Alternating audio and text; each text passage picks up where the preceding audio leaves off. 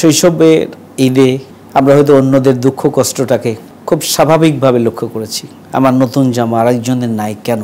মানুষের দুঃখবোধ, ছোট্ট ছোট্ট বাচ্চাদের না পাওয়ার আকাঙ্ক্ষা যাদের আছে এবং যাদের নাই তাদের মধ্যে গভীরভাবে উপলব্ধি করি। একটা রাষ্ট্রকে জনগণের উপযোগী করে গড়ে তোলার জন্য, জনগণের অধিকারকে প্রতিষ্ঠার জন্য আমাদের যে রাজনীতি হওয়া উচিত, আমরা যদি সঠিক কথা বলি, সেই রাজনীতির দলগুলো করছে না। বিপর্যস্ত বাংলাদেশকে গুছিয়ে নেওয়ার জন্য, সংস্কারের জন্য তারা যে কাজ করছে, সেক্ষেত্রে যেন কোনো বাধা তৈরি না হয়, সেই জন্য আমরা সব সময় তাদের পাশে থেকেছি।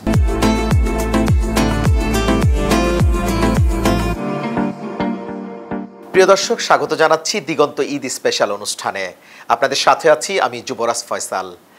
ঈদ নিয়ে সাধারণ মানুষের নানা কৌতূহল থাকে, আর রাজনীতিবিদদের ঈদ কেমন কাটে, কেমন ছিল তাদের ছোটবেলার ঈদ, এইসব বিষয়ে কথা বলবো বাংলাদেশ জামাত ইসলামী ঢাকা দক্ষিণের আমির নুরুল ইসলাম বুলবুলের সাথে। বুলবুল ভাই, আপনাকে ঈদ অনুষ্ঠানে স্বাগত। জি, আপনাকে ধন্যবাদ, আপনাকেও স্বাগত জানাচ্ছি। বুলবুল ভাই, এই যে ফ্যাসিস্ট চলে যাওয়ার পরে দ্বিতীয় ঈদ, এই যে ঈদটা নিয়ে আপনার পরিকল্পনা কি? ফ্যাসিস্ট চলে যাওয়ার পরে আমরা খুবই স্বস্তির সাথে, প্রশান্তির সাথে এবং বলা যায় যে আমরা স্বাধীনভাবেই বিগত ঈদ, যেটা ঈদুল ফিতর, আমরা আনন্দ উৎসব ভাগাভাগি করে নিয়েছি। আল্লাহ শুকরিয়া আদায় করছি, যাদের ত্যাগ এবং রক্তের বিনিময়ে আমরা নতুন বাংলাদেশ আমরা পেয়েছি। আমি খুবই অন্তর থেকে অনুভব করি এই শহীদ পরিবার এবং যারা আহত পরিবার, যাদের রক্ত এবং কোরবানির বিনিময়ে নতুন বাংলাদেশ। আমরা নতুন বাংলাদেশে আমরা স্বাভাবিকভাবে চলাফেরার অধিকার সহ আমরা একটা প্রশান্তির একটা পরিবেশ পেয়েছি, কিন্তু ঠিক সেই সময়ে আমরা খুবই ব্যথাতুর মনে তাদেরকে হৃদয় থেকে অনুভব করছি যে আজকে যাদের রক্তের বিনিময়ে, জীবনের বিনিময়ে বাংলাদেশ, তারা আসলে, তাদের পরিবারগুলো আসলে নিঃসন্দেহে তারা আরও বেশি দুঃখ এবং ভারাক্রান্ত হৃদয় নিয়ে তারা এই দিনটিকে, কিন্তু প্রকৃত অর্থে যে আনন্দ, যে উদ্দীপনা, যে স্বাচ্ছন্দ্য এবং যে একটি স্বাভাবিক অনাবিল একটা পরিবেশ, সেটি তারা অনুভব করতে পারবেন না। সেই জায়গা থেকে আমি গভীরভাবে সেই সমস্ত শহীদদেরকে আমি স্মরণ করছি এবং তাদের প্রতি আবারও কৃতজ্ঞতা জ্ঞাপন করছি এবং সাথে সাথে আল্লাহর কাছে দোয়া করছি আল্লাহ রাব্বুল আলামিন যেন এই পরিবারগুলোকে তাদের ঈদের আনন্দকে ভাগাভাগি করে নেওয়ার জন্য তাদের অন্তরগুলোকে যেন তৈরি করে দেন। যারা শহীদ হয়েছেন তাদেরকে যেন শাহাদাতের সর্বোচ্চ মর্যাদা দান করেন, পাশাপাশি যারা আহত হয়েছেন তারা যেন সুস্থতার নিয়ামত আল্লাহ রাব্বুল আলামিন তাদেরকে দান করেন। এই জন্য আল্লাহর কাছে সাহায্য চাইব, আল্লাহর কাছে দোয়া করব। এই যে ব্যস্ততার ঈদ আর শৈশবের ঈদ, এই দুটোর মধ্যে পার্থক্য কেমন লক্ষ্য করছেন এখন? শৈশবের ঈদে তো কোনো বোঝা থাকে না, কোনো চাপ থাকে না, পরিবারের যেমন দায়িত্ব থাকে না, সমাজ এবং রাষ্ট্রের দায়িত্ব আসলে শৈশবের ঈদে থাকে না। শৈশবের ঈদে শুধুমাত্র নতুন জামা, নতুন কাপড়, কে কত টাকা ঈদ বকশিস দিল এবং ঈদ বোনাস দিল, আবার সবাই মিলে পরিবারের সদস্যরা আব্বার সাথে, চাচার সাথে এবং পরিবারের সদস্যদের সাথে, মামা, নানা, সবার সাথে একসাথে ঈদের মাঠে যাওয়া এবং আসার যে একটা অনাবিল আনন্দ। স্বাভাবিকভাবে আমরা এখন বহুবিধ কার্যক্রম এবং তৎপরতার সাথে সম্পৃক্ত। এখন তো আমরা প্রত্যেকটি কাজ এবং প্রত্যেকটি মুহূর্ত সবটাই আসলে আমাদেরকে অনেক চিন্তা ভাবনা করে করতে হয়। স্বাভাবিকভাবে শৈশবের ঈদ হচ্ছে স্বাধীন চেতা, স্বাধীন মতো, পছন্দ মতো ছুটাছুটি, চাওয়া এবং পাওয়া, আনন্দ ভাগাভাগি করে নেওয়ার যে একটা মহা উৎসবকে প্রকৃত অর্থে শৈশবকালেই যেভাবে অনুভব করা যায়, এটা বয়স বাড়ার সাথে সাথে, ব্যস্ততা বাড়ার সাথে সাথে এটার ভিন্নতা আসে। আমাদেরও জীবনের সেই ভিন্নতা উপলব্ধি করি। তবে ঈদ এমন একটা আয়োজন, আল্লাহর পক্ষ থেকে এমন একটা নিয়ামত যে ঈদ আসলেই সকল জটিলতা, সকল ভার, সকল সমস্যা এবং সকল ধরনের বহুবিধ পেরেশানি থাকার পরও ঈদটা যেন মানে সবার মধ্য থেকেই আনন্দটাই যেন সামনে চলে আসে এবং সব কিছু পিছনে ফেলে আনন্দকে উপভোগ করার জন্য, এটা ভাগাভাগি করে নেওয়ার জন্য একটা উপলব্ধির জায়গাটা আরও সমৃদ্ধ হয়। সেভাবেই বর্তমান ঈদকে আমরা এনজয় করি, উপভোগ করি। শৈশবের ঈদে আমরা হয়তো অন্যদের দুঃখ কষ্টটাকে খুব স্বাভাবিকভাবে লক্ষ্য করেছি। আমার নতুন জামা আরেকজনের নাই কেন, এই প্রশ্নটা এক ধরনের ছিল, কিন্তু এটা গভীরভাবে এখন অনুভব করি যে আমার সন্তানদের, আমার ছোট ভাইদের যে নতুন জামা, নতুন পাঞ্জাবি, নতুন ড্রেস, বাড়িতে ভালো খাবার দাবার আয়োজন, এটা এই সময় এসে আমরা জনগণ নিয়ে কাজ করি, সমাজ নিয়ে কাজ করি, রাজনীতি করি, কিন্তু তার উপরে আমাদের মানুষ নিয়ে আমাদের কার্যক্রম। সুতরাং মানুষের দুঃখবোধ, ছোট্ট ছোট্ট বাচ্চাদের না পাওয়ার আকাঙ্ক্ষা, এই যে বিস্তর ফারাক যাদের আছে এবং যাদের নাই তাদের মধ্যে, সেটি আমি গভীরভাবে উপলব্ধি করি। আমাদের সমাজ, আমাদের রাষ্ট্র, আমাদের বিত্তবান মানুষদের এই ভাবনাটা আরও যদি স্ট্রং হতো, শক্তিশালী হতো, বিশ্বাস করি যে সমাজের এই বৈষম্য দূর করা সম্ভব হতো। আমরা একটি বৈষম্য বিরোধী আন্দোলনের মধ্য দিয়ে নতুন বাংলাদেশ পেয়েছি। আক্ষরিক অর্থে একটা বিধ্বস্ত বিপর্যস্ত একটা রাষ্ট্রের যে প্রতিটি ক্ষেত্রে অসংখ্য জায়গায় বৈষম্য, সামঞ্জস্যহীনতা রয়েছে, এগুলোকে সংস্কার করা, সংশোধন করা, প্রত্যেকের অধিকারকে ফিরিয়ে দেওয়ার যে জায়গাটা, সেই জায়গায় হাত দেওয়ার জন্য সরকারের হাতে যে পর্যাপ্ত সময়ের প্রয়োজন, সেটি খুবই সুদূর পড়া হতো। কারণ যেখানেই হাত দিবেন সেখানেই সমস্যা, যেখানেই হাত দেওয়া যাবে সেখানে বৈষম্য, সেখানে অধিকার নিয়ে ছিনিমিনি, সেখানে অনিয়ম, সেখানে অব্যবস্থাপনা। সমাজ ব্যবস্থা, রাষ্ট্র ব্যবস্থাকে পুরো ঢেলে সাজানোর জন্য আরও সময়ের প্রয়োজন। আমরা একটা নতুন বাংলাদেশ পেয়েছি, এখনও আমরা একটা বৈষম্যহীন সমাজ আমরা গড়ে তুলতে পারিনি। আজকে আমাদের উচিত রাজনীতি আমরা যারা করি, আমরা যারা মানুষের জন্য রাজনীতি করি, আমরা যারা দেশের জন্য রাজনীতি করি, দেশের উন্নয়নের জন্য 18 কোটি মানুষের মুখে হাসি ফোটানোর রাজনীতি আমাদের জানে, তাদের উচিত যে এই সব জায়গাগুলোকে অগ্রাধিকারের ভিত্তিতে চিহ্নিত করে পদক্ষেপ গ্রহণ করা। শুধু ক্ষমতায় যাওয়ার প্রতিযোগিতা আমরা দেখছি, কিন্তু প্রকৃত অর্থে একটা রাষ্ট্রকে জনগণের উপযোগী করে গড়ে তোলার জন্য, জনগণের অধিকারকে প্রতিষ্ঠার জন্য আমাদের যে রাজনীতি হওয়া উচিত, এটা আমরা যদি সঠিক কথা বলি, সেই রাজনীতিক দলগুলো করছে না। এটা রাজনৈতিক দলগুলো একটা বড় ব্যর্থতা। যতক্ষণ পর্যন্ত রাজনৈতিক দল এবং কর্মীরা সবার উপরে দেশ, সবার উপরে জনগণ, সে দৃষ্টিভঙ্গিকে ধারণ করে সমাজ এবং রাষ্ট্রের জনগণকে এগিয়ে নেওয়ার জন্য, রাষ্ট্রকে গড়ে তোলার জন্য ভূমিকা পালন না করবেন, তাদের দৃষ্টিভঙ্গি যতদিন না বদলাবেন, ততদিন পর্যন্ত এই বৈষম্যহীন রাষ্ট্র পাওয়ার যে স্বপ্ন, সেই স্বপ্নই থেকে যাবে। আমি মনে করি রাজনৈতিক দলগুলোকে অগ্রাধিকারের ভিত্তিতে এটি বিবেচনায় আনা উচিত। ছোটবেলায় এমন কোনো স্মৃতি মনে পড়ে যেটা আপনাকে খুব বেশি এখন ব্যথিত করে বা অনুপ্রাণিত করে? ঈদ নিয়ে কোনো স্মৃতি যদি আপনি বলতে চান আর কি। ছোটবেলা আসলে আমি ছোট থেকেই সমাজকে পর্যবেক্ষণ করেছি। আমি ঠিক অনেক ছোট ছিলাম, স্কুলে যখন আমি নিজেই আমার এলাকায় শিশু সংগঠন গড়ে তুলেছিলাম।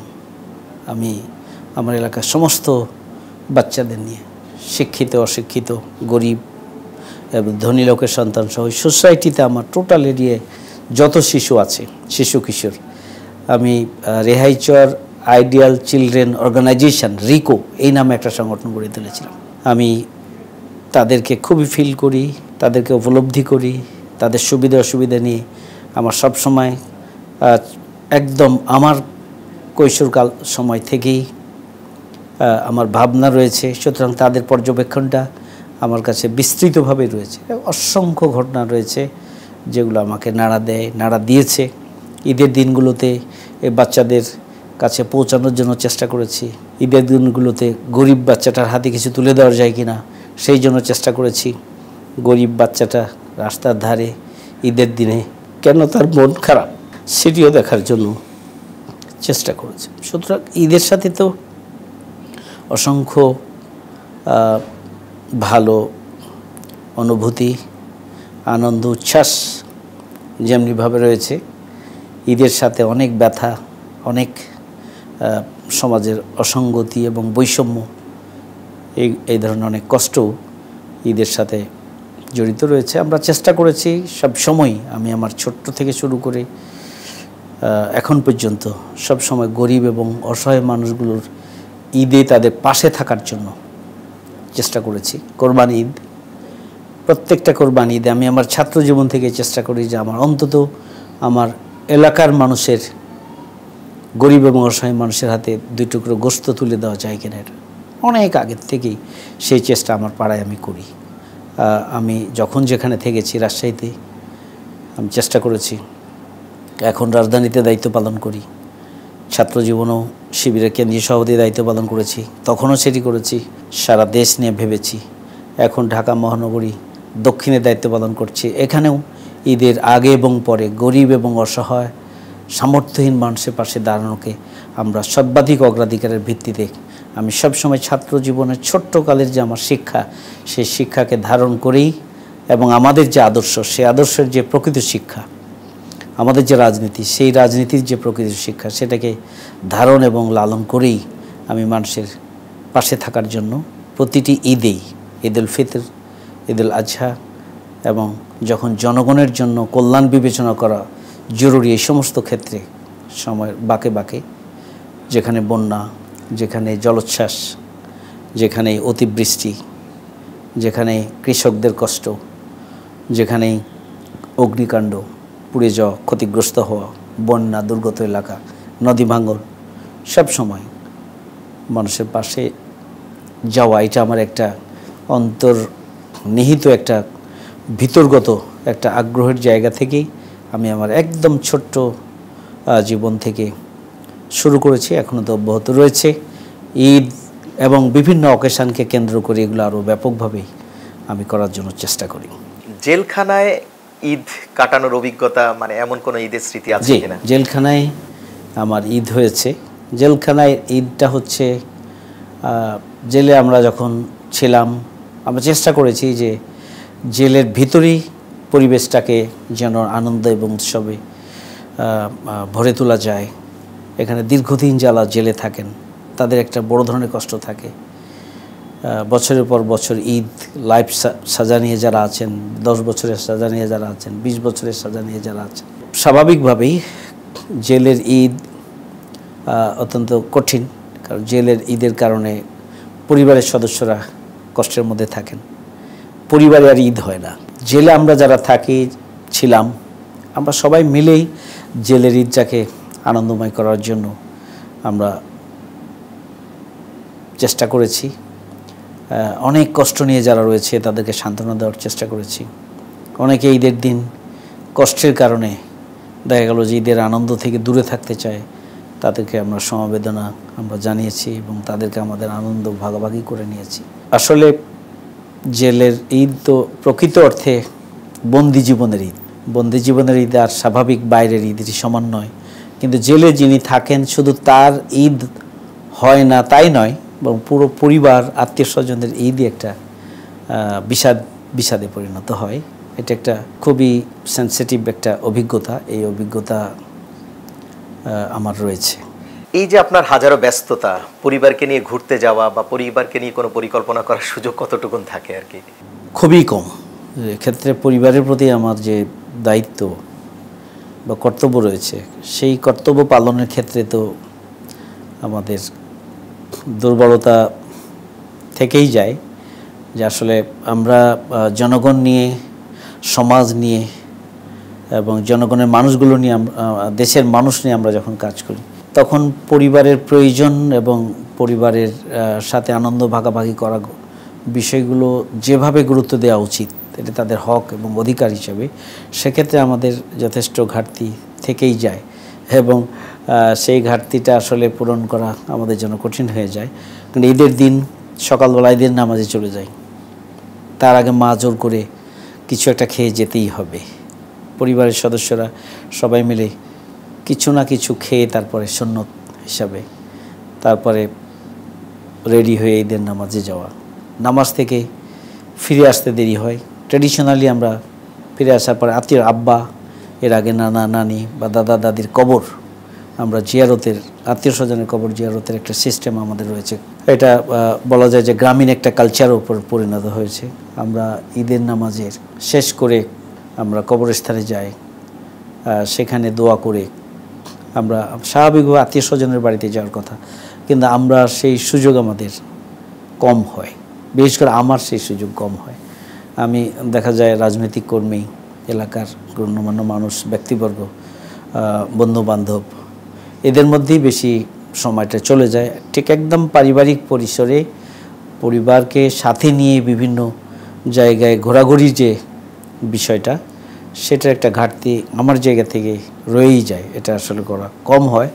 এর মধ্য দিয়ে চেষ্টা করি যতটুকু সম্ভব এটাকে কভার করার জন্য, কিন্তু এই ব্যাপারে একটা ঘাটতি আমার পক্ষ থেকে হয়েই যায়। ঈদে কি খেতে বেশি পছন্দ করেন বা এমনি খাবারের তালিকা আপনার কি? ঈদের খাবারের তালিকায় সবসময় গোস্তের প্রতি একটা দুর্বলতা ছিল।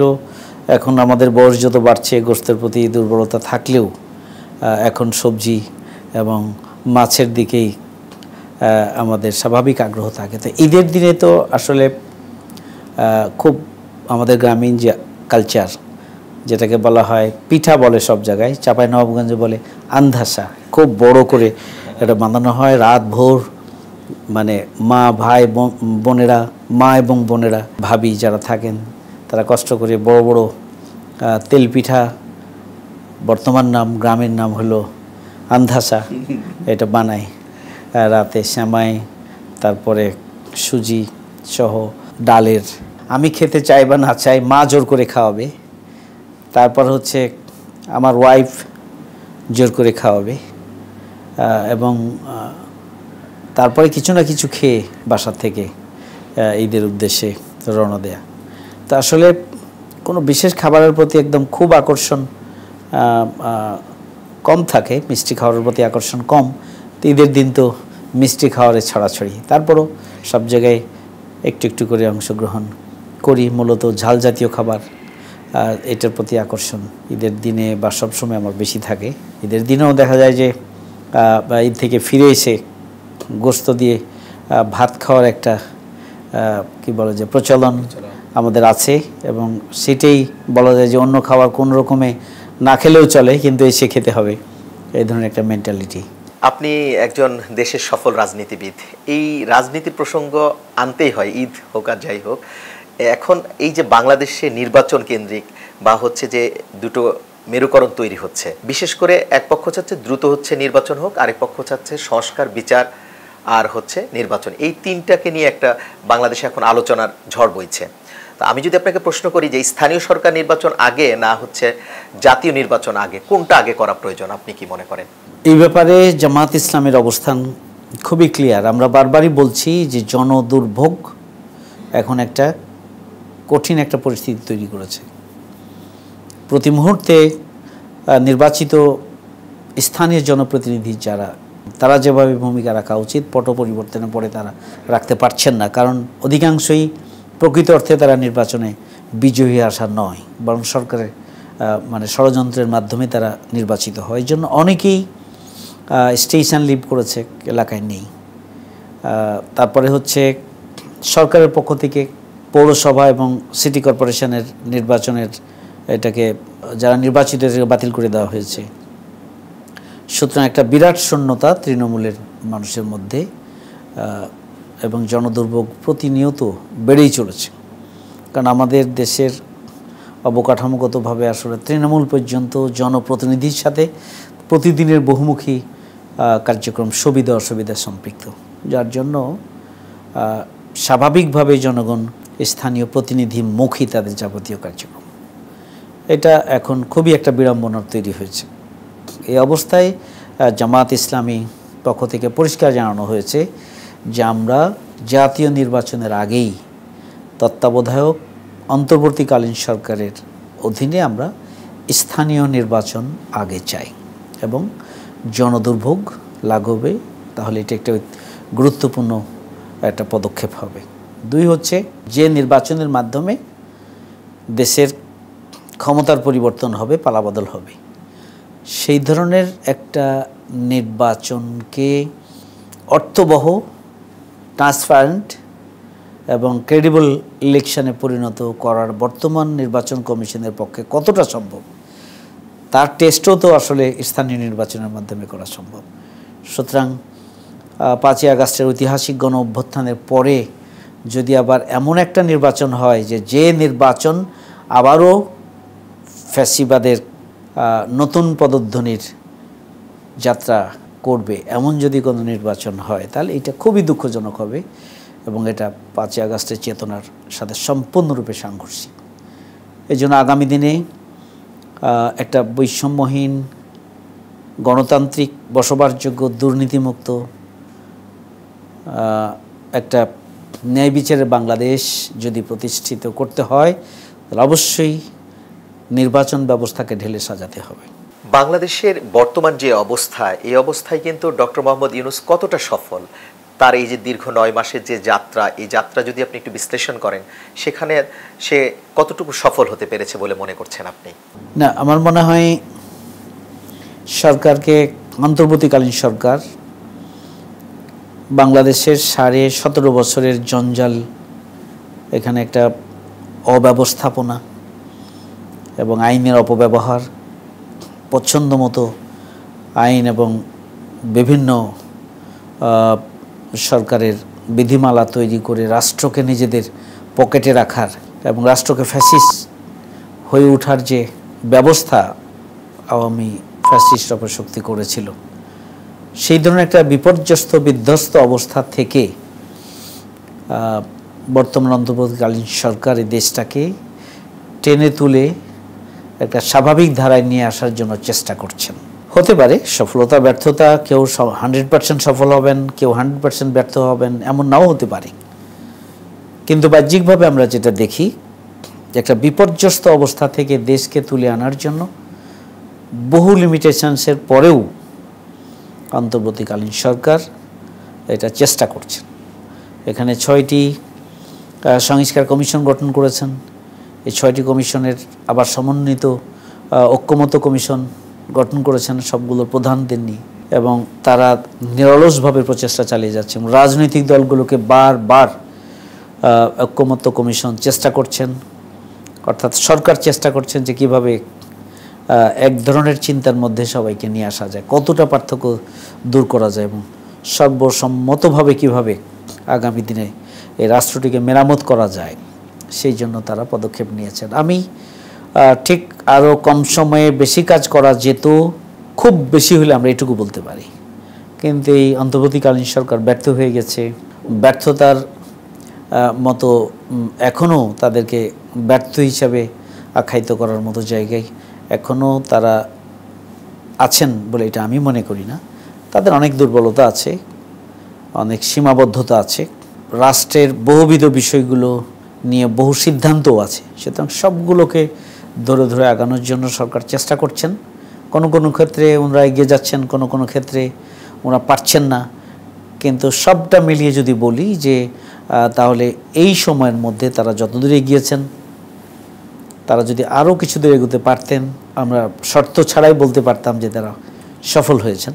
কিন্তু আমরা তাকে ব্যর্থ বলতে পারি না, এই জন্যই যে কার্যক্রমগুলো তারা ইতিমধ্যে হাতে নিয়েছেন, যে ধরনের চক্রান্ত এবং ষড়যন্ত্র, যে ধরনের প্রতিবন্ধকতা এবং এই সরকারকে ফেলে দেওয়ার জন্য যে ধরনের একের পর এক বহুমুখী কর্মসূচি, এমনকি 5ই আগস্টের এই আন্দোলনের দাবিদার রাজনৈতিক দলগুলোর মধ্যেও মানে 2-1টি দলের পক্ষ থেকে সরকারের প্রতি যে অসহযোগিতা এবং দাবির মুখে রেখে,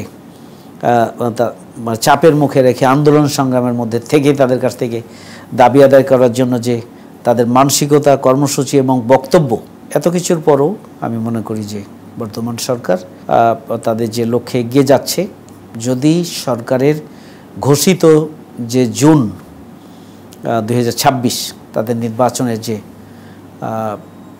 টাইম ফ্রেম তারা ঠিক করেছেন।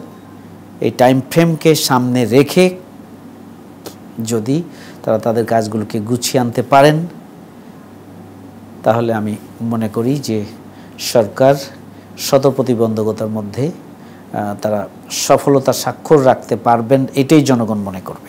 দেখেন জনগণ, আমরা রাজনৈতিক দলগুলোর কোনো রাজনৈতিক দল সরকারের প্রতি সন্তুষ্ট নয় বহুবিধ কারণে। এটা কারণ আছে, কারণ নির্বাচন হলেই কোনো দল মনে করে আমরাই ক্ষমতায় যাব, নির্বাচন হলেই ক্ষমতা পেয়ে যাব যারা মনে করেন। জনগণ কি পদক্ষেপ নেবে এটা জনগণ জানে, কারণ জনগণ আগামী দিনে একটা দুর্নীতিমুক্ত, সন্ত্রাসমুক্ত, চাঁদাবাজ মুক্ত একটা বৈষম্যহীন বাংলাদেশ চাই। জনগণের কাছে এটি পরিষ্কার যে যারা নির্বাচনের জন্য খুবই তাড়াহুড়া করছেন, তারা ক্ষমতায় আসলে তারা যে বৈষম্যহীন, দুর্নীতিমুক্ত, সন্ত্রাসমুক্ত, চাঁদাবাজ মুক্ত একটা বাংলাদেশ উপহার দিতে পারবেন না। জনগণ সেটি নিয়ে শঙ্কার মধ্যে রয়েছে, এটি জনগণের কাছে পরিষ্কার। সুতরাং আগামী দিনে নির্বাচন হলে কোন একটা রাজনৈতিক দল মনে করবেন এই সব দুর্বলতাকে ঘাড়ে নিয়েই মনে করবেন যে জনগণ তাদেরকে ক্ষমতায় বসাই দিবে, এটি মনে করার কোনো অর্থ হতে পারে না। জনগণ ঠিক আগের সেই পজিশনে নেই, জনগণ অনেক বেশি সচেতন, সজাগ, এবং জনগণ আগামী দিনে একটা দুর্নীতিমুক্ত, সন্ত্রাসমুক্ত, চাঁদাবাজ মুক্ত, বৈষম্যহীন বাংলাদেশ প্রতিষ্ঠার জন্য যাদেরকে আনা দরকার তাদেরকে আনবে। কিন্তু আমরা আশঙ্কিত এই নির্বাচন কমিশনের কিছু ভূমিকা ইতিমধ্যে প্রশ্নবোধক। নির্বাচন কমিশন এখন পর্যন্ত আমরা যা দেখছি তাতে কোনো দলের ভাষায় কথা বলছেন, এটা খুবই দুঃখজনক, এটা অগ্রহণযোগ্য।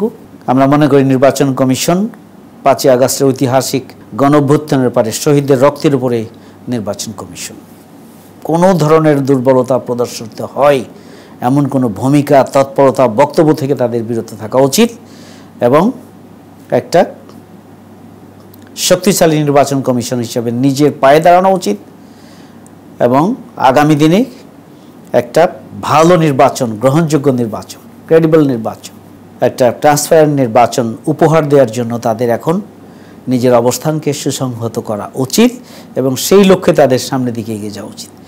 এখন পর্যন্ত আমরা যা দেখছি তাতে নির্বাচন কমিশন এই মুহূর্তে যে পজিশনে রয়েছে তাতে সব ধরনের সন্ত্রাস এবং অনিয়মকে কঠোর হস্তে নিয়ন্ত্রণ করে একটা ভালো নির্বাচনের জন্য যে পরিবেশ তৈরি করা দরকার, যে লেভেল প্লেয়িং ফিল্ড তৈরি করা দরকার, সেটি এখনও তৈরি করতে পারেননি। স্বাভাবিকভাবে জনগণ আতঙ্কিত, যদি এখন এভাবে আবার নির্বাচন হয় তাহলে পিছনের ঘটনারই পুনরাবৃত্তি হবে। এই মাসে আপনাদের একটা মহাসমাবেশ রয়েছে, তো এই মহাসমাবেশ থেকে কি ধরনের বার্তা দিতে চান সরকারকে? বাংলাদেশ জামাত ইসলামী, আমরা তো গণতান্ত্রিক প্রক্রিয়া আমাদের সমস্ত কার্যক্রম আমরা চালিয়ে যাচ্ছি। শত প্রতিকূলতার মধ্যেও আপনারা দেখেছেন যে আমরা ফ্যাসিস্ট আমলেও বারবার চেষ্টা করেছি অনুমতি নিয়ে আমরা প্রোগ্রামগুলো করার জন্য, আমাদেরকে কখনোই অনুমতি দেওয়া হয়নি। অথচ মিটিং, মিছিল, সভা, সমাবেশ আমাদের গণতান্ত্রিক অধিকার, সেই অধিকারকে কেড়ে নেওয়া হয়েছিল। আমাদেরকে রাজপথে কথা বলতে দেওয়া হয়নি, সভা সমাবেশ করতে দেওয়া হয়নি, মিছিল করতে দেওয়া হয়নি। আমাদের মিছিলে হামলা করা হয়েছে, গ্রেপ্তার করা হয়েছে, গ্রেনেড হামলা করা হয়েছে, গুলি চালানো হয়েছে আমাদের মিছিল, সভা এবং সমাবেশগুলোতে। শুধু আমাদেরই নয়, সকল রাজনৈতিক দলের সভা সমাবেশই করা হয়েছে। কিন্তু আপনারা খেয়াল করেছেন, বলা যায় যে জামাত ইসলামী ছাড়া বাকি সকল রাজনৈতিক দল অনুমোদন নিয়ে হলেও তারা রাজপথে কর্মসূচি পালন করেছে। এটা খেয়াল করেছেন আপনি? Jamaat Islami only the accept organisation, যে জামাত ইসলামীকে কোনো সুযোগ দেয়া হয়নি। এরপরও আমরা আমাদের গণতান্ত্রিক অধিকার প্রতিষ্ঠার জন্য সব সময় সরকারের অন্যায় সিদ্ধান্ত, অন্যায্য সিদ্ধান্তের বিরুদ্ধে, দেশ বিরোধী, জনগণ বিরোধী সিদ্ধান্তের বিরুদ্ধে, ইসলাম বিরোধী সিদ্ধান্তের বিরুদ্ধে, গণতন্ত্র বিরোধী সিদ্ধান্তের বিরুদ্ধে এবং জামাত ইসলামীর উপরে নিপীড়নমূলক সিদ্ধান্তগুলোর বিরুদ্ধে আমরা সব সময় রাজপথে আমরা আমাদের থাকার জন্য চেষ্টা করেছি। আমরা আমাদের বহুবিধ কর্মসূচির ধারাবাহিকতায়, আপনারা জানেন যে আমরা অন্যান্য রাজনৈতিক দলগুলোর মতো শুধুমাত্র রাজনৈতিক কর্মসূচি আমরা পালন করি না।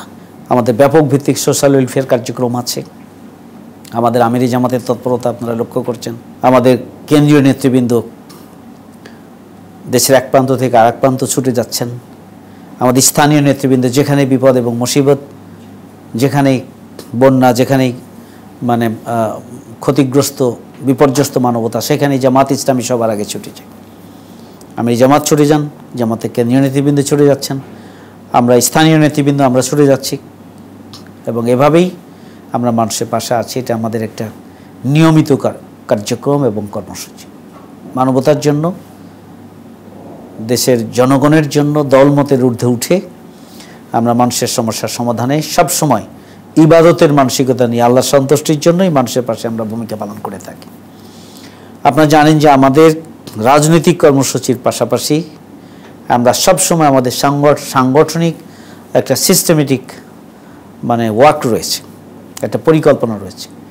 আমরা আমাদের ইউনিটগুলোকে প্রতি মাসেই ইউনিট, ওয়ার্ড এবং উপজেলা, থানা পর্যায়ে, মহানগরী পর্যায়ে ব্যাপক ভিত্তিক কার্যক্রম আমাদের চলে, যেগুলো মিডিয়ায় আমরা আনি না, যেগুলো মিডিয়া আনা প্রয়োজন হয় না। প্রতিনিয়ত প্রতি মুহূর্ত আমাদের অসংখ্য প্রোগ্রাম যেগুলো হয়, এটা অন্য কোনো রাজনৈতিক দল বা সাধারণ জনগণ যতটুকু দেখেন অতটুকু উপলব্ধি করেন।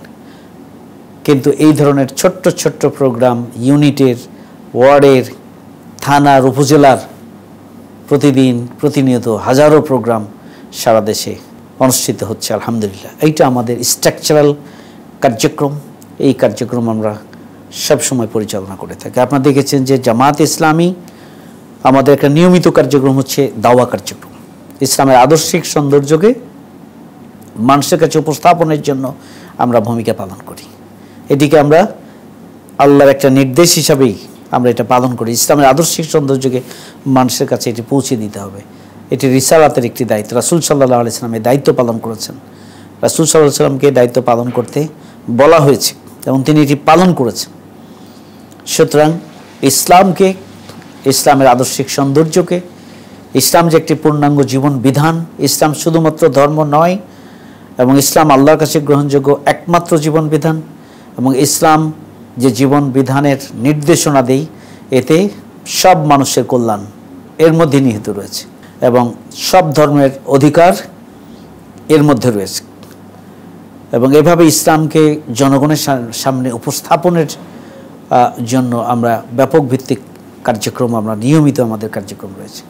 এই সব কার্যক্রমের মধ্যেও আমরা দেশ এবং জাতির প্রয়োজন, আপনারা খেয়াল করেছেন সারা দেশে, ঢাকা মহানগরী সহ সারা দেশে আমরা কর্মী সম্মেলন করেছি।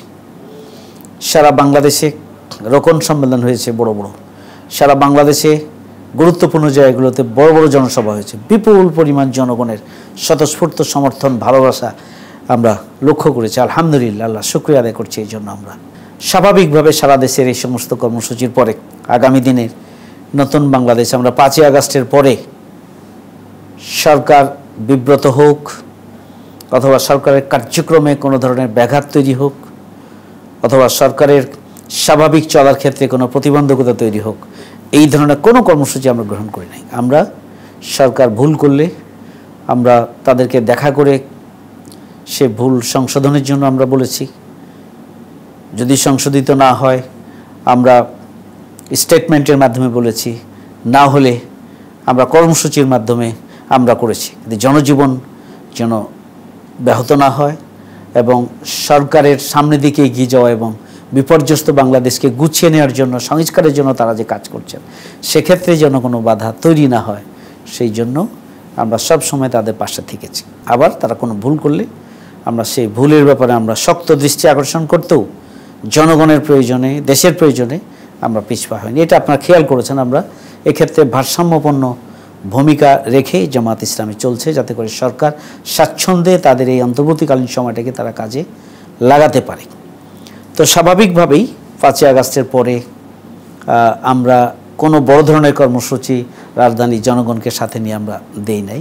আগামী দিনে দেশের সামগ্রিক পরিস্থিতিকে সামনে রেখে জামাত ইসলামের বিরুদ্ধে যে অবিচারগুলো করা হয়েছিল সে অবিচারগুলো ইতিমধ্যেই আমাদের এটিএম আজহারুল ইসলাম ভাইয়ের মুক্তির মাধ্যমে এই অবিচারগুলো প্রমাণিত হয়েছে যে জামাত ইসলামের প্রতি নিদারুণ অবিচার করা হয়েছিল। জামাত ইসলামের শীর্ষ 11 জন নেতৃত্বকে ফাঁসি দিয়ে এবং জেলের ভিতরে এবং বাইরে হত্যা করা হয়েছে। জামাত ইসলামের 500 নেতাকর্মীকে হত্যা করা হয়েছে জামাত ইসলামীর বিরুদ্ধে 20,000-এর অধিক মিথ্যা মামলা দিয়ে লক্ষ লক্ষ নেতাকর্মীকে ঘর ছাড়া, বাড়ি ছাড়া করা হয়েছে, চাকরি ছাড়া করা হয়েছে, ব্যবসা ছাড়া করা হয়েছে। তারা লক্ষ লক্ষ নেতাকর্মী বছরের পর বছর মানবেতর জীবনযাপন করেছে জেলখানায়। জেলের বাইরে তারা বাড়িতে ঘুমাতে পারেনি। এই ধরনের একটি কঠিন পরিস্থিতি আমাদের উপরে চাপিয়ে দিয়েছিল এই ফ্যাসিস্ট সরকার। আপনারা জানেন যে আমাদের কেন্দ্রীয় অফিস বন্ধ করে দেওয়া হয়েছিল, আমাদের সমস্ত অফিস, একটা ওয়ার্ড অফিস পর্যন্ত কোথাও খোলা ছিল না, আমাদের রাজপথে এক মুহূর্তের জন্য দাঁড়াতে দেয়নি। আমি একটু আগেই বলেছি যে আমরা দাঁড়িয়েছি জীবনের ঝুঁকি নিয়ে, আল্লাহর রহমত নিয়ে, সাহায্য নিয়ে, কিন্তু এক মুহূর্তের জন্য তারা দাঁড়াতে দিতে চায়নি। আমাদের উপরে এই ধরনের জুলুমই করা হয়েছে। আমাদের দলকে নিষিদ্ধ করা হয়েছিল, আমাদের নিবন্ধনকে কেড়ে নেওয়া হয়েছিল, আমাদের দাঁড়িপাল্লা প্রতীককে কেড়ে নেওয়া হয়েছিল। 5ই আগস্টের ফ্যাসিস্ট অপশক্তির বিদায়ের পরে এদেশের স্বাধীন বিচার ব্যবস্থার ধারাবাহিকতায় আমরা আমাদের আজহার ভাইয়ের মুক্তির মাধ্যমে ন্যায় বিচার পেয়েছি। আমরা আমাদের জামাত ইসলামীর নিবন্ধন নিয়ে অ্যাপিলেট ডিভিশনের আমরা আল্লাহর মেহেরবানিতে রায় পেয়েছি, ন্যায় বিচার প্রতিষ্ঠিত হয়েছে। আমরা আশাবাদী যে আমরা দাঁড়িপাল্লা ফিরিয়ে পাব। জামাত ইসলামীকে যে নিষিদ্ধ করা হয়েছিল সেই নিষিদ্ধটাও 5ই আগস্টের পরে সেই অন্তর্বর্তীকালীন সরকার সেটিকে তুলে নিয়েছে। সব কিছু মিলিয়ে এখানে একটা স্বাধীন বিচার ব্যবস্থা একটা ভিত্তি স্থাপিত হয়েছে এবং তার সুফলে দেশের জনগণ পাচ্ছে। সব রাজনৈতিক শীর্ষ নেতৃবৃন্দের নামে মিথ্যা মামলা যেগুলো সেগুলো তুলে নেওয়া হয়েছে এবং এখনও যেসব মামলা রয়েছে আমি আশা করি যে কম সময়ের মধ্যে মামলাগুলো সবগুলো তুলে নিয়ে 17.5 বছরের নিপীড়িত জনগণ যেন মুক্তি পায় সেই ব্যবস্থা তারা সরকার করবেন। সরকারি ব্যাপারে সক্রিয় আছেন। ইতিমধ্যে যেটুকু হয়েছে আমরা অভিনন্দন জানাই। আরও বাকি যেগুলো রয়েছে সেগুলো আমরা আশা করি যে সরকার করে ফেলবেন। সুতরাং একটা স্বাধীন পরিবেশে স্বাভাবিকভাবে স্বস্তির সাথে আমরা দীর্ঘ 15.5 বছরে কোনো রাজধানীতে কার্যক্রম করার সুযোগ পাইনি। সুতরাং আগামী এই যে নতুন বাংলাদেশ আমরা পেয়েছি, এখানে স্বস্তির সাথে আমরা একটা গণতান্ত্রিক ধারাবাহিক কর্মসূচির অংশ হিসাবেই আমরা একটা জনসভা এখানে করব। আমরা আশা করি যে জনগণের যে সমর্থন এবং ভালোবাসা এবং আস্থার জায়গাটা বাংলাদেশে তৈরি হয়েছে, আমরা আশাবাদী যে আগামী দিনে জনসভা যে তারিখে অনুষ্ঠিত হোক, আল্লাহ তৌফিক দিলে এটা একটা জনগণের স্বতঃস্ফূর্ত অংশগ্রহণের ভিত্তিতে একটা উৎসবের আনন্দ উদ্দীপনার মধ্য দিয়েই একটা গুরুত্বপূর্ণ একটা ঐতিহাসিক একটা জনসভা অনুষ্ঠিত হবে বলে আমরা মনে করি। এবং আমরা তো একটা রাষ্ট্রতে একটা চলমান প্রক্রিয়ার মধ্য দিয়ে অংশ এগিয়ে যাচ্ছে। আমাদের যে চলমান দাবিগুলো এখনও রয়েছে সরকারের প্রতি, আমাদের সেই কার্যক্রমগুলোই এখানে থাকবে, নতুন কিছু তো থাকার বিষয় নয়। আমরা যাই বলি না কেন জনগণের কল্যাণে, দেশের কল্যাণে, আগামী নির্বাচনকে সামনে রেখে জামাতের যে অবস্থান, দেশের কল্যাণের জন্য, জনগণের মুক্তির জন্য, আগামী দিনে একটি সুখী সমৃদ্ধশালী গণতান্ত্রিক বাংলাদেশের অভিযাত্রাকে এগিয়ে নেওয়ার জন্য জামাত ইসলামীর পক্ষ থেকে অবশ্যই গুরুত্বপূর্ণ মেসেজ আমাদের জামাত দেবেন। একেবারে সর্বশেষ প্রশ্ন, সেটা হচ্ছে যে বাংলাদেশে ইসলামী সমমনা দলগুলোকে নিয়ে জামাত একটা বৃহত্তর অ্যালায়েন্স করতে যাচ্ছে, সেইটা কতটুকু সফল হবে বলে আপনি মনে করছেন? জামাত ইসলামী বাংলাদেশ সবসময় পারস্পরিক সহযোগিতা, সহমর্মিতা, ভ্রাতৃত্বের বন্ধন এবং রাজনৈতিক সহাবস্থানের এবং সহযোগিতার রাজনীতিতে বিশ্বাসী। খুবই দুর্ভাগ্যজনক যে আওয়ামী লীগ আমাদেরকে জনগণের রাজনীতি করার যে এই অধিকার বা এই যে জামাত ইসলামী যে কালচারটা অনুসরণ করেন, এটাকে এস্টাবলিশ করার জন্য জামাত ইসলামীকে আসলে কোনো ভূমিকা রাখতেই দেওয়া হয়নি। এরপরও শত প্রতিকূলতার মাঝেও বাংলাদেশ জামাত ইসলামী সবসময় অগ্রাধিকারের ভিত্তিতে দেশের জন্য এবং জনগণের জন্য, ফ্যাসিস্ট অপশক্তির হাত থেকে দেশের জনগণকে মুক্তির জন্য আমরা সব সময় সকল অধিকাংশ রাজনৈতিক দল, বিশেষ করে ফ্যাসিস্ট অপশক্তি বিরোধী যে সমস্ত রাজনৈতিক দল, তাদের সাথে আমরা আলাপ আলোচনার ভিত্তিতে, পারস্পরিক সম্পর্ক সহযোগিতার ভিত্তিতেই আমরা বহুবিধ কর্মসূচি পালন করে এসেছি। আমাদের অনেকের সাথেই সম্পর্ক হচ্ছে, কর্মসূচিগত সম্পর্ক আমাদের ছিল। তো আমি যেটি বলছিলাম যে বিএনপির পক্ষ থেকে জোট ভেঙে দেওয়ার ঘোষণা দেওয়া হলো এবং সেই ঘোষণার পরে প্রত্যেকটা জোটবদ্ধ রাজনৈতিক দলগুলো এরপর থেকে যুগপৎ আন্দোলনের কর্মসূচি ঘোষণা দিয়েছিল এবং পরে সেভাবেই কর্মসূচি এগিয়ে গিয়েছিল। আমরা সবসময় যেহেতু বিভিন্ন সমমনা রাজনৈতিক দলগুলোর সাথে আলাপ আলোচনা, যোগাযোগ, সম্পর্ক এবং ক্ষেত্র বিশেষে একই ধরনের কর্মসূচি বাস্তবায়ন, এভাবেই আলাপ আলোচনা করে আমরা চলেছি। সেটার ধারাবাহিকতা 5ই আগস্টের পূর্ব পর্যন্ত আমাদের ছিল। এখন যেহেতু 5ই আগস্টের পরে আর আমরা ফ্যাসিস্ট, এদেশের জনগণ ফ্যাসিস্টকে বিদায় করেছে, স্বাভাবিকভাবে জোটবদ্ধ হোক, যুগপথ হোক, তেমন কোনো কর্মসূচি পালনের প্রয়োজন হয়নি। এই জন্য এখন সব রাজনৈতিক দলের সাথে আমাদের সুসম্পর্ক রয়েছে। প্রত্যেকটি রাজনীতির সঙ্গে আমাদের যোগাযোগ রয়েছে। যখন প্রয়োজন তখন মিটিংও রয়েছে। সেটি শুধুমাত্র ইসলামী দলগুলো নয়, সব রাজনৈতিক দলের সাথে আমাদের এই সুসম্পর্ক রয়েছে। দেশ ও জাতির উদ্দেশ্যে আপনি এবারের ঈদের শুভেচ্ছা যদি দিতে চান। জি, আপনাকে ধন্যবাদ। আপনার মাধ্যমে আমি বিশেষ করে নয়া দিগন্ত অনলাইনের মাধ্যমে, ডিজিটালের মাধ্যমে আমি দেশবাসীকে এবং প্রবাসী যারা অবস্থান করছেন, বিশেষ করে আমার চাঁপাই নবাবগঞ্জবাসীকে আমি ঈদুল আজহার শুভেচ্ছা জানাচ্ছি। ঈদ মোবারক। ত্যাগ এবং কোরবানির মহিমায় আমাদের এবং আপনাদের সবার জীবন উজ্জীবিত হোক, আমরা সেই প্রত্যাশাই মহান রব্বুল আলামিনের কাছে করি। এই ঈদের লাখো মানুষের ঘরে ফেরা, এদেশের সর্বস্তরের জনগণের প্রতি আমি প্রত্যাশা করছি যে আসুন একটা সুখী, সমৃদ্ধশালী, ন্যায় বিচারের, ইনসাফপূর্ণ, গণতান্ত্রিক এবং অধিকার প্রতিষ্ঠার একটা বাংলাদেশ, যেখানে দুর্নীতি, সন্ত্রাস এবং চাঁদাবাজি থাকবে না, একটা মানবিক বাংলাদেশ প্রতিষ্ঠার জন্য আমাদের যে লড়াই, আসুন আগামী দিনে এই লড়াইকে আরও এগিয়ে নেওয়ার জন্য আসুন আমরা সবাই মিলে সবার আগে দেশ, সবার আগে জনগণ, এই বিবেচনাকে সামনে রেখে আসুন আমরা ভূমিকা পালন করি। এদেশের জনগণ, এদেশের গণতন্ত্রের জন্য, দেশের মুক্তির জন্য, 18 কোটি মানুষের কল্যাণের জন্য আপনারা সাধারণ জনগণ, রাজনৈতিক দলগুলোই শুধুমাত্র দেশের পরিবর্তনে সবসময় অবদান রাখে তা নয়। এবারের আন্দোলনের শুধু ছাত্ররা নেতৃত্ব দিয়েছে, কিন্তু এদেশের সকল শ্রেণী পেশার সাধারণ মানুষ, কৃষক, শ্রমিক, জনতা, যুবক, ছাত্রদের নেতৃত্বে সবাই ঐক্যবদ্ধ হয়েই নতুন বাংলাদেশ হয়েছে। আসুন আমরা এই ঈদে আমরা সব ভেদাভেদ ভুলে গিয়ে আমরা ভ্রাতৃত্বের বন্ধনে আবদ্ধ হই, আমরা দেশপ্রেমে উজ্জীবিত হই, আমরা প্রত্যেকেই ব্যক্তিগত কোরবানি এবং দলীয় কোরবানির উপরে আমরা যেন ব্যক্তিগত স্বার্থ এবং দলীয় স্বার্থের ঊর্ধ্বে আমরা দেশের স্বার্থে এবং দেশের জনগণের স্বার্থে আসুন আমরা সম্মিলিতভাবে কাজ করি। আর হচ্ছে মাত্র 30,000 হচ্ছে লাইক হলেই হচ্ছে আমরা 1 কোটির ফলোয়ারের একটা ফ্যান পেজ তৈরি হবে নয়া দিগন্তর ফেসবুকে। নয়া দিগন্তের এই সাফল্যের যদি আপনি শুভেচ্ছা জানাতে চান এবং কিছু বলতে চান।